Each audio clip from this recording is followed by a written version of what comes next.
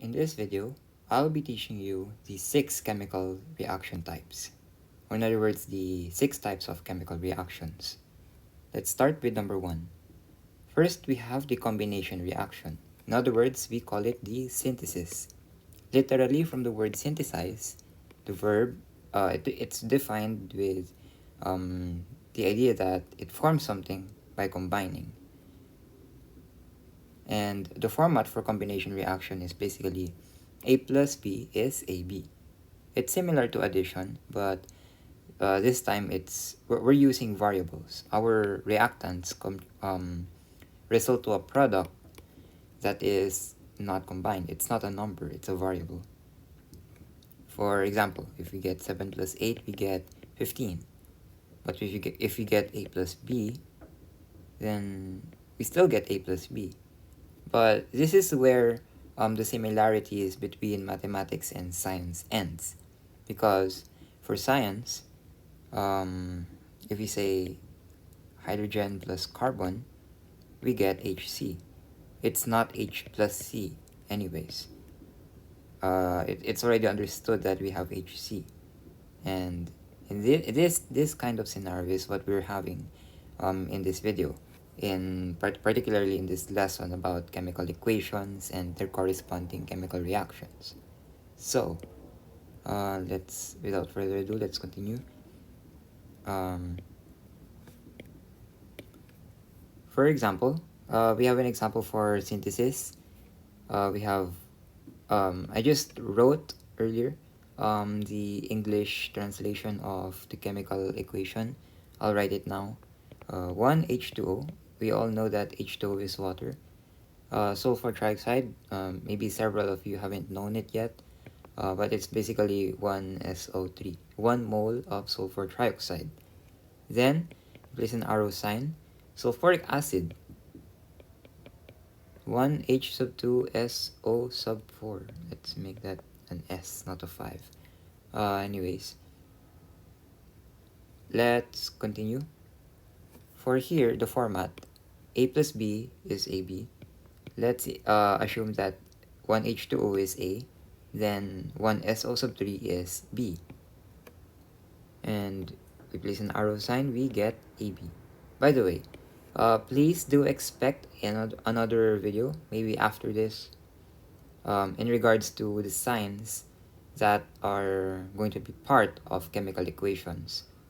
Chemical equations are not written in English. They are written in a distinct language, and the signs will enable you to understand what the equations really mean. So that's going to be everything in the next video. So anyways, back to our example. So we acknowledge that A is H2O. In other words, 1H2O. So for AB, we get 1H2. Then here we have O sub 4.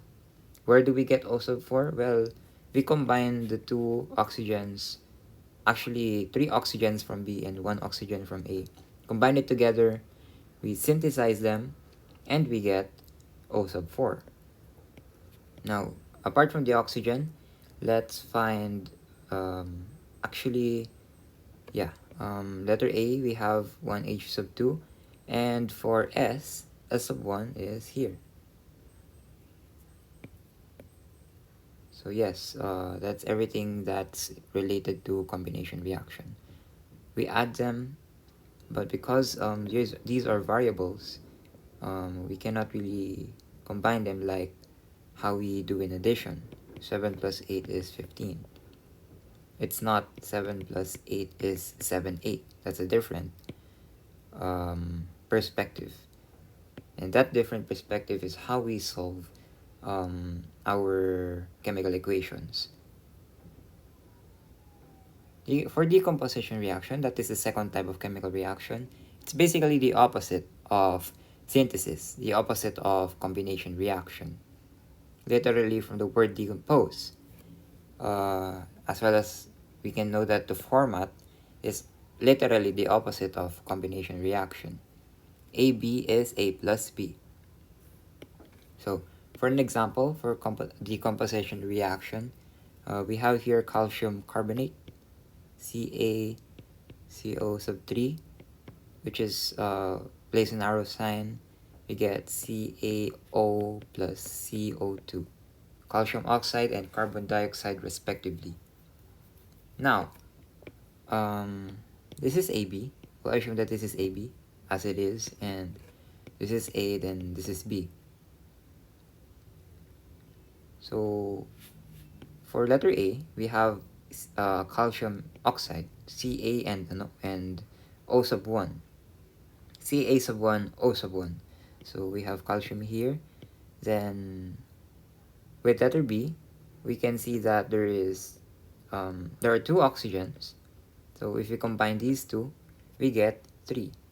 But in this phase, it could be said that the process is not combination, it's decomposition. You decompose O sub 3, then it gets split into two parts, a share from letter A and a share from letter B.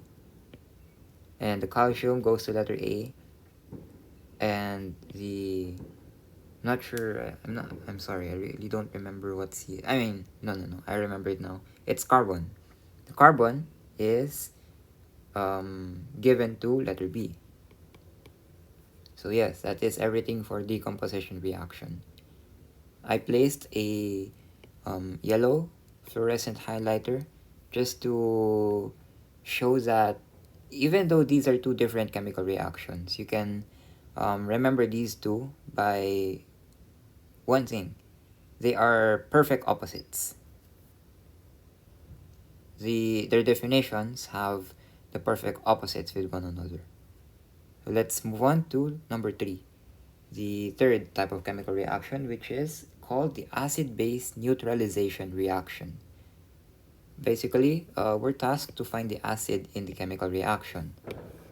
Not just the acid though, we also have to find the base. Find the base too.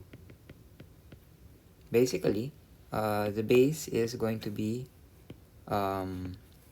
OH, while the H will be the acid as always. If these were the formats earlier, the format for acid-base neutralization reaction would be this one.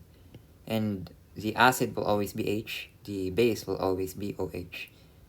Unless there's a different definition that's more expansive compared to this.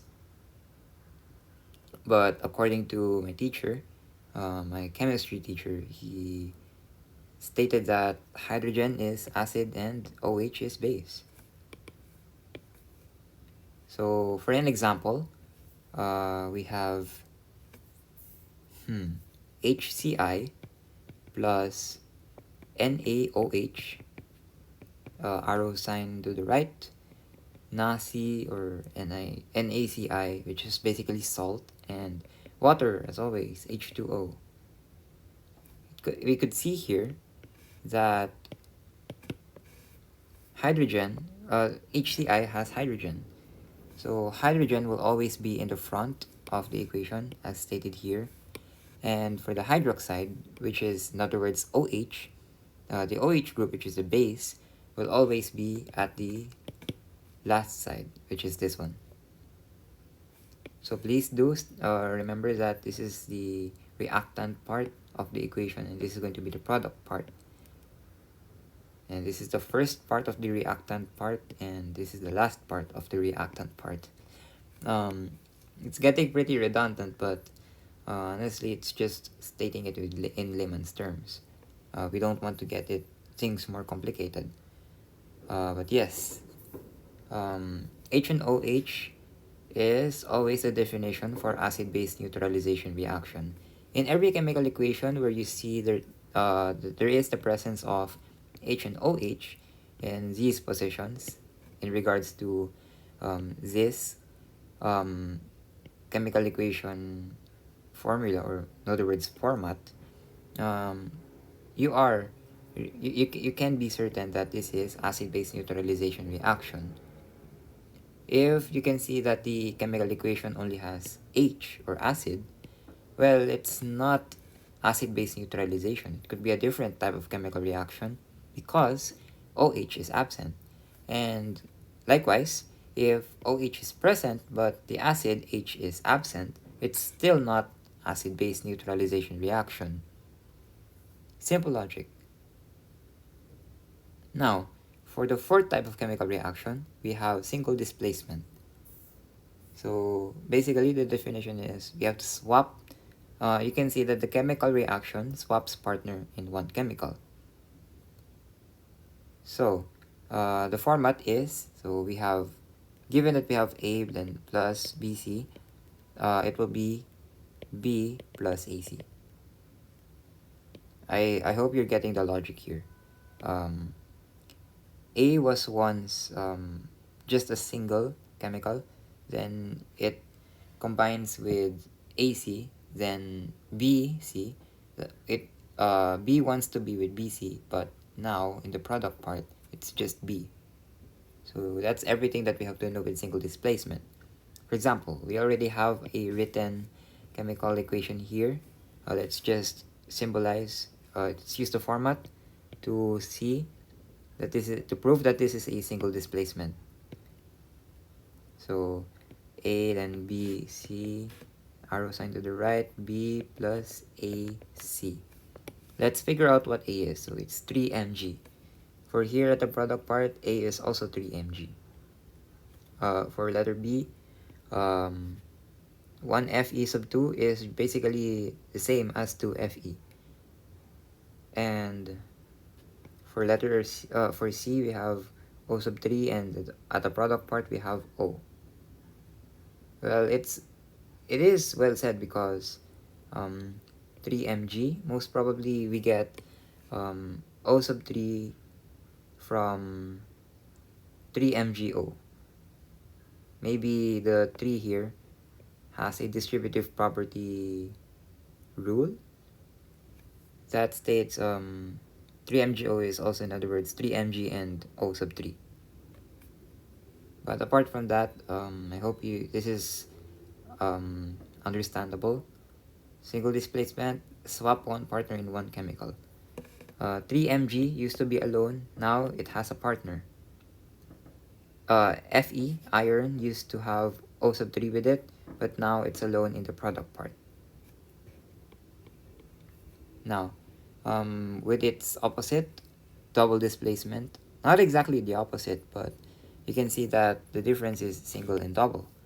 For double displacement, partners swap into chemicals. For single displacement, partners swap in one chemical only. Now, given we have an AB plus CD, we get AD plus BC. So the B and D, actually AB will become AD and CD will become BC. These swap partners into chemicals. So for an example, double displacement, we have calcium hydroxide, which is 3Ca, then parenthesis, open close parenthesis, OH, then sub 2, reacted with aluminum sulfate, which is 1Al sub 2, open close parenthesis, SO sub 4, then sub 3 at the outside of the parenthesis. Then arrow to the right, 3 calcium sulfate, SO sub 4, plus 2 aluminum aluminum hydroxide, 2Al open close parenthesis OH sub 3. I'm really sorry about that. Annotations have limits, especially in the iPad. When you annotate near the bezels, it's really difficult, as you can see right now. Anyways, let's move on. Calcium hydroxide, let's place A, B plus C, D, then R to the right, A, D plus B, C. Now, let's consider that A is Ca sub 3 or 3Ca, just right said. For letter B, OH sub 2. Well, technically at the reactant part of the equation, it's OH sub 2, but for the product part, it's OH sub 3, because, let me figure out. Meanwhile, let's take note of letter C. 2Al and 1Al sub 2 are the same. For letter D, SO sub 4 and 3SO sub 4. Yes, those are the classifications. For letter B, they must have gotten the sub 1 from this part, I guess.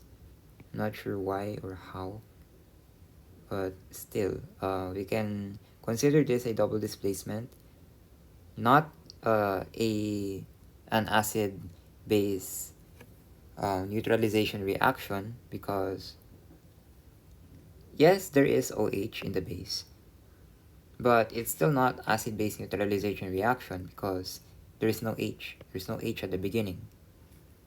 So therefore, this is not acid base NR, or in other words, neutralization reaction. This is double displacement. Let me highlight so you can understand further. Letter A, then letter A. Letter D used to be with C, but now it's with A here. And let's use another highlighter. B used to be with A, but now it's with C in the product part, as you can see. So yes, I hope that fends away some sort of confusion. Let's move on for the last type of chemical reaction, the combustion reaction. We can identify this chemical reaction with the involvement of oxygen, provided we have this format. We have oxygen, we have O sub 2 in particular, the second part of the reactant, and we have HC, or I'm not really sure how we say it in the, we say it's UPAC name, but it's basically AC. Then arrow to the right, we have carbon dioxide and water combined, because we have an addition sign. This combustion reaction always happens only with actually it always happens with chemicals in organic compounds. It seldom or sometimes happens with chemicals in ionic compounds. For oxygen, it's used to react with chemicals to produce water and other gases. So for the example, we have HC, then plus O2, arrow to the right, CO2 plus H2O. We can see from this example that basically the equation is leavened with other coefficients, if you say in mathematical terms, these numbers. But the concept remains the same. Once we see the presence of CH, or in other words HC, then O sub 2, actually just encircle that, carbon dioxide and water. Well, my friend, it is already understood that this equation is a combustion reaction chemical type. You just have to match the presence according to the format. So please, I've highlighted the formats of the types of chemical reactions. It is well advised to memorize these, especially when you have an exam where you'll have to identify the type of chemical reaction that is present in the provided chemical equation. Memorizing the formats will enable you to ace the exam, hopefully.